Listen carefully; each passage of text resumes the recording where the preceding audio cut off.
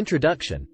Ibn Taymiyyah, also known as Taqi al-Din Ahmad ibn Taymiyyah, was a renowned scholar and jurist in the Islamic world during the medieval period.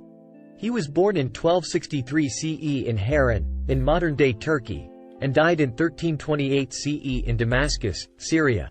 Ibn Taymiyyah's ideas and contributions to Islamic political thought continue to be influential and relevant to contemporary political and social issues faced by Muslims around the world. This essay will examine Ibn Taymiyyah's views on various aspects of the Islamic political system, including the nature of government, the relationship between religion and politics, and the role of the state in society. One of Ibn Taymiyyah's most fundamental contributions to Islamic political thought was his concept of the sovereignty of God, Hakimiyyah. According to Ibn Taymiyyah, God is the ultimate sovereign, and all authority comes from him. He argued that human beings have no inherent right to rule, and that the power to govern is only legitimate if it is exercised in accordance with the principles of Islamic law, Sharia.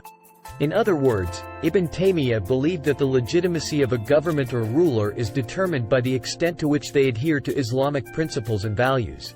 Ibn Taymiyyah also believed in the importance of consultation, shura, in the Islamic political system. He argued that rulers should consult with the people they govern, and that decisions should be made based on the consensus of the community. However, Ibn Taymiyyah also believed that consultation should be conducted within the framework of Islamic law, and that any decision that contradicts Islamic principles should be rejected. Another key aspect of Ibn Taymiyyah's political thought was his rejection of the concept of the divine right of kings. He argued that no one, including rulers, was above the law, and that even the caliph, Islamic leader, was subject to the rules and regulations of Sharia. Ibn Taymiyyah believed that the caliph was not a monarch, but rather a servant of the people, whose authority came from their consent and support. Ibn Taymiyyah also had a unique view on the relationship between religion and politics. He rejected the idea of a secular state, arguing that religion and politics cannot be separated in Islam. In his view, the role of the state is to enforce Islamic law and ensure that people are able to worship and practice their religion freely. However, Ibn Taymiyyah also believed that the state should not interfere in the personal affairs of its citizens unless it is necessary to prevent harm to others.